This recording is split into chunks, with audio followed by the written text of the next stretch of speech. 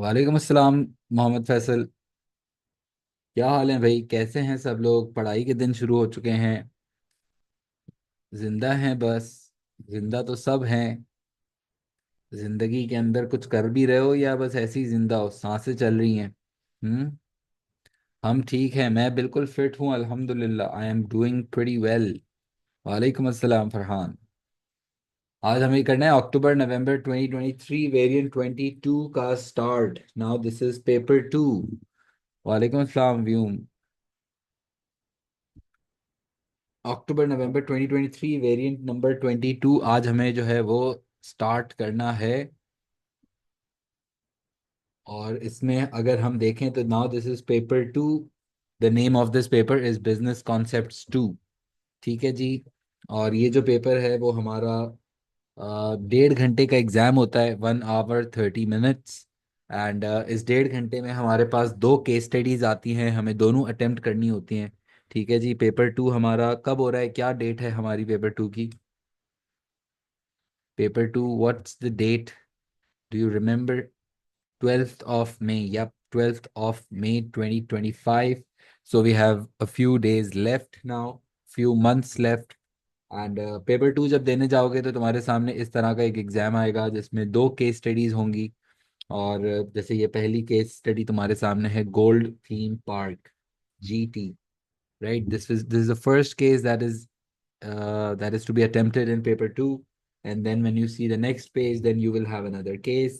And ये दोनों जो केस हैं वो हमें 1.5 घंटे में करने होते हैं, 1 hour 30 minutes, which means that for every case, how many minutes?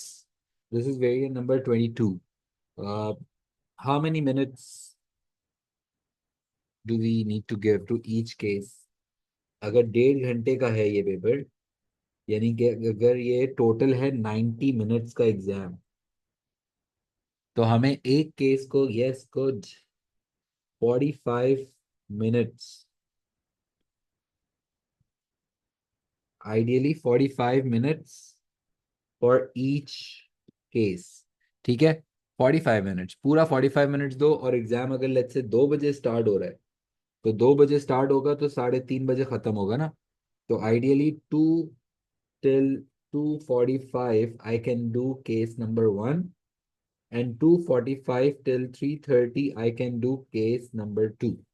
Okay. यानी कि आइडियली मेरा ये टाइम ब्रेकअप हो और हम एग्जाम कितने बजे सीट पे पहुंच जाते हैं? अगर 2 बजे एग्जाम स्टार्ट होता है तो at what time should we be on our examination seats when you go for exam? जब एग्जाम देने जाओगे तो कितने बजे? रीचेकिंग का टाइम नहीं होता है, बस साथ साथ अटेम्प्ट करो, वहीं पे साथ सॉल्व करो। कितने बजे सीट पे होना चाहिए हमें? 1:30, गुड जन्नत। राफे 1:45 नहीं पहुंचना भाई, 1:30 पहुंचना है। ठीक है, कोशिश करो आधा घंटा पहले पहुंच जाओ। और give yourself time to settle down, give yourself time to just just be there, just come, like अपने आप को वहाँ पे ना बेसिकली सेटल डाउन करना होता है, ज़रूरी है। बहुत सारे बच्चे भाग दौड़ में पहुंचते हैं, फिर वो सेटल डाउन नहीं कर पाते हैं, और फिर वो दिमाग भी उनका एक हैफिजट कंडीशन में होता है, और वो उतना अच्छा एग्जाम नहीं दे पाते हैं। तो इससे बेहतर है हम एटलीस्ट आधा घंटा पहले पहुंच जाएं, और हम जाके सीट पे बैठ जाएं। वहाँ पे जो है वो हम थोड़ा पानी शानी पी लें, कुछ भी कर लें, but try to just be there at 1:30। And जब एग्जाम स्टार्ट करोगे, केस स्टार्ट करोगे, तो केस जो है वो स्टार्ट करते ही तुम जब केस रीड करना शुरू करोगे तो आई कुछ बच्चे होते हैं वो क्या करते हैं, वो पहले ना पूरा पेपर गो थ्रू करते हैं। वो पूरा पेपर गो थ्रू करते हैं, वो केस नंबर 1 भी देखते हैं, केस नंबर 2 भी देखते हैं, फिर सारी रिक्वायरमेंट्स भी देखते हैं, but that is not the right strategy, right?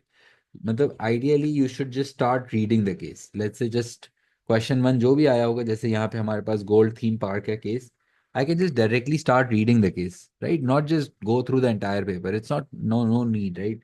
2 बजे एग्जाम स्टार्ट हो तो डायरेक्ट मैंने केस का नाम रीड किया और मैंने देखा अच्छा ये कोई थीम पार्क है जिसका केस आया है। हाँ।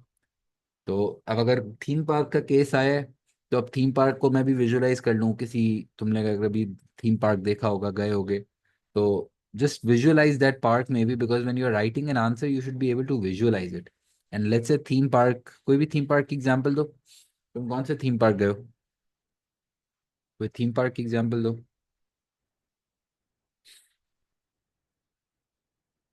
बहरिया एडवेंचर लैंड, बहरिया है हमारे पास इतना बड़ा। और कोई नहीं है क्या हमारे पास एडवेंचर पार्क पाकिस्तान? तो बाकी इंटरनेशनल अगर कोई बैठा है तो वो भी बता दे। Warner Bros, oh my God, Aladdin, Joyland, good good, hill park, Disney, oh my God Disney चलते हैं। Ferrari world, oh my God, chunky monkey, oh my God, motion gate, ओए होए ये आ गया Dubai, motion gate, IMG, Genting Skywards, damn it man that's too. तो अब ये जो थीम पार्क्स हैं, जाहिर है ये भी बिजनेसेस हैं, ये भी जाहिर है अपना बिजनेस चलाते हैं, इनके भी कस्टमर्स होते हैं, तो वो भी अपना बिजनेस चलाते हैं, right? So we have to actually visualise the theme parks when we read the case. Let's see what they do. I don't know what they do is, but when we read the case, you should visualize it, right? That's what the point is. You get the point, right? अच्छा जी, अब मैं case read कर रहा हूँ। Gold theme park है case का नाम। Let's see what the case is.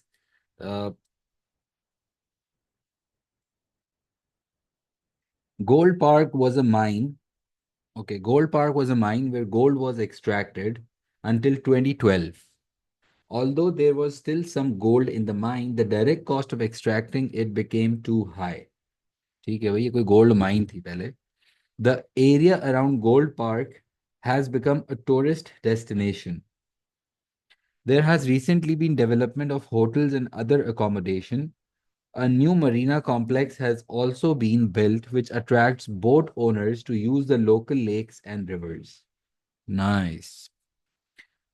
Kayo is an entrepreneur who purchased the mine in 2015.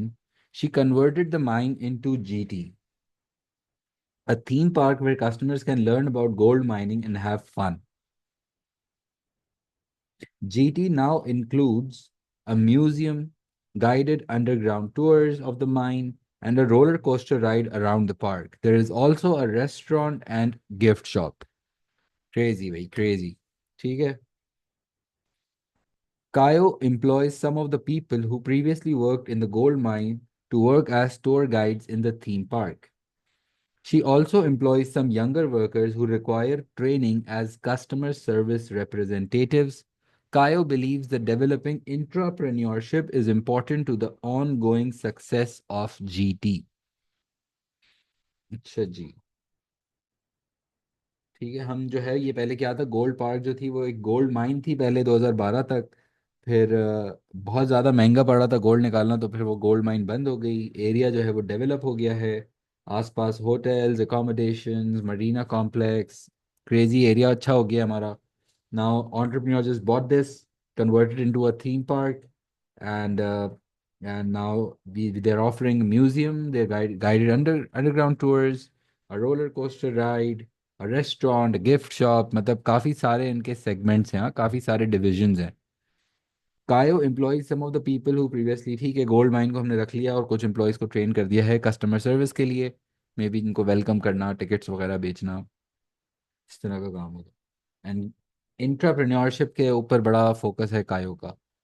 Table 1.1 shows some data about GT over the past 3 years. पिछले 3 साल में क्या हुआ है? 2020, 2021 एंड 2022, 3 साल का डेटा हमें गिवन है। और रेवेन्यू अगर हम चेक करें, the revenue has just came down over the last 3 years. Revenue नीचे जा रहा है, ठीक है। नंबर ऑफ एम्प्लॉयज़ जो हैं वो हमारे ओवरऑल कम ही हो गए। मतलब ठीक है, 2021 में एक हमने ज़्यादा रखा हुआ था, 55 थे, लेकिन अब जो है वो नंबर ऑफ एम्प्लॉयज़ भी हमारे कम हो गए हैं। प्रॉफिट्स अगर हम चेक करें तो damn, the profits have just gone down significantly. I don't know, the theme park is not doing well. Number of visitors भी हमारे काफ़ी कम हो गए हैं। तो the scene seems to be bad. GT's marketing director has conducted some primary market research to find out why the visitor numbers have fallen. The findings indicate that many potential customers think the park is not fun and the price of entry is too high. Kayo has now asked the marketing director to conduct some secondary market research to help improve GT. ठीक है जी, मतलब customer खुश नहीं है, customer कह रहे हैं मज़ा नहीं आ रहा यार। ठीक है भाई। मजा किसे नहीं आ रहा यार इतने बड़े थीम पार्क में जाके, ऐसा क्या करें भाई फिर हम, क्या करें अब इस थीम पार्क में। अगर तुम मार्केटिंग डायरेक्टर होते इसके, तुम्हारे पास मार्केटिंग डिपार्टमेंट की लीड होती, तो तुम क्या कहते इसको कि अभी ये क्या करें, कुछ ऐसा नया लॉन्च करें, क्या करें, कुछ क्रिएटिविटी लगा बेच देते। बेचना क्यों है इसको यार, इम्प्रूव करो ना।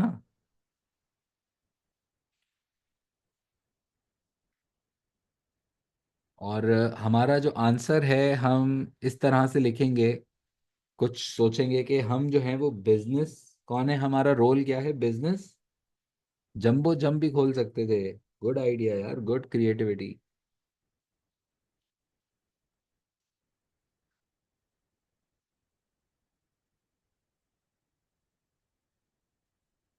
Something else, yes, move centre point. Good one यार। अच्छा, बिजनेस एडवाइजर हम होंगे, और ये हमारा कौन है भाई, जीटी कौन होगा, हमारा बिजनेस क्लाइंट। हाँ, हमें ऐसे सोचना है कि ये हमारा बिजनेस क्लाइंट है और हम इसके बिजनेस एडवाइजर हैं, और ये हमसे कुछ सवाल पूछ रहा है, और ये हमें बात पूछ ये सिचुएशन समझा रहा है कि भाई ये सीन्स हैं, और अब हम इसके एडवाइजर हैं, और अब हम जब आंसर्स लिखेंगे तो हम उस एडवाइजर की समझो कि एडवाइजर के पर्सपेक्टिव से लिख रहे होंगे ना, तो हमारा आंसर ज़्यादा बेहतर क्वालिटी का होगा। ठीक है।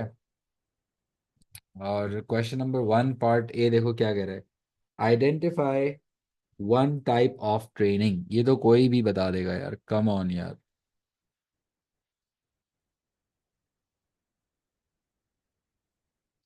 तीन टाइप्स होती है ना, induction training, on the job training end of the job training. कोई भी एक में हम लिख सकते हैं। और अगर हम,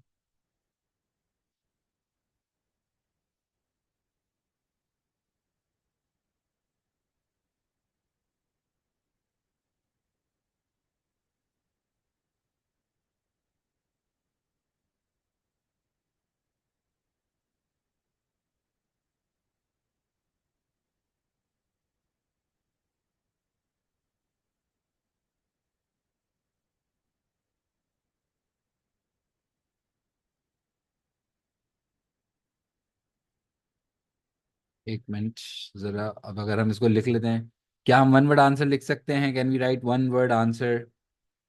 हम्म, no, not at all. One of the types of training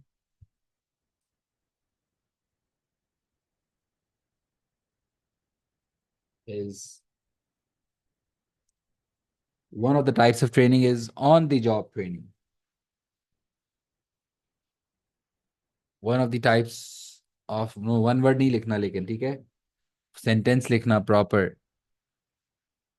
One of the types of training is on the job training।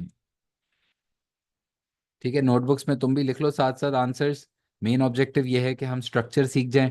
Obviously same as it is question तो हमारा एग्जाम में नहीं आएगा, लेकिन हमें सिर्फ स्ट्रक्चर सीखना है, इस वजह से हम ये अटेम्प्ट कर रहे हैं। ठीक है, लिख लो, one of the types of training is on the job training. Okay, done.